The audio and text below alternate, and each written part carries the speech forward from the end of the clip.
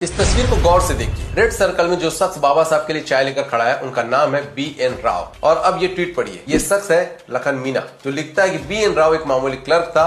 बाबा साहब कहते थे कि राव ये फाइल लाओ, वो फाइल रखो, टेबल साफ करो, चाय लाओ, और राव साहब यस सर बोलते थे। और आगे लिखता है कि BN राव मामूली ग्रेजुएट था और बाबा साहब के पास 32 डिग्रियों के सामने वो बौना था। लेकिन सच्चाई क्या है? तो गुरु सच्चाई ये है कि BN राव कोई मामूली क्लर्क नहीं थे, बल्कि एक IPS अधिकारी, अंतरराष्ट्रीय न्यायालय के न्यायाधीश और भारतीय संविधान के मुख्य सलाहकार थे। लेकिन भारत के संविधान पर काम करने से पहले 1946 में वर्मा के प्रधानमंत्री यू ऑन्ग सान ने उन्हें अपने देश का संविधान लिखने के लिए बुलाया था, जिसे वो पूरी ईमानदारी के साथ कंप्लीट करते हैं। इसके बाद ब्रिटिश सरकार चाहती थी कि राव को कलकत्ता हाईकोर्ट का जज बनाया जाए, लेकिन उन्होंने इनकार कर दिया। उन्होंने कहा कि मैं भारत के संविधान के लिए काम करना चाहता हूं। और फिर जुलाई 1946 में वायसराय लॉर्ड वेवेल ने उन्हें भारत की संविधान सभा का संवैधानिक सलाहकार नियुक्त किया।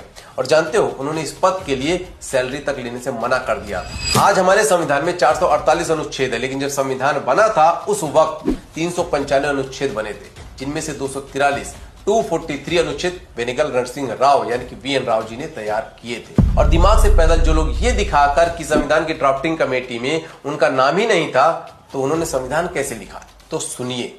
जैसे कोई इंजीनियर इमारत बनाने से पहले उसका ब्लूप्रिंट तैयार करता है, वैसे ही उन्होंने संविधान बनाने के लिए एक ड्राफ्ट तैयार किया था, जिस पर बाबा साहब के प्रारूप समिति के 7 मेंबर्स और संविधान सभा के 299 मेंबर्स मिलकर चर्चा, बहस और संशोधन करते हैं। और फिर कहीं जाकर 395 अनुच्छेद और 8 अनुसूचियों वाला भारत का संविधान पूरा तैयार होता है। आसान भाषा में कहे तो BN राव संविधान रूपी इमारत के वो नींव, पिलर और दीवार थे जिस पर BR अम्बेडकर जी ने छत रखकर उसे पूरा किया था।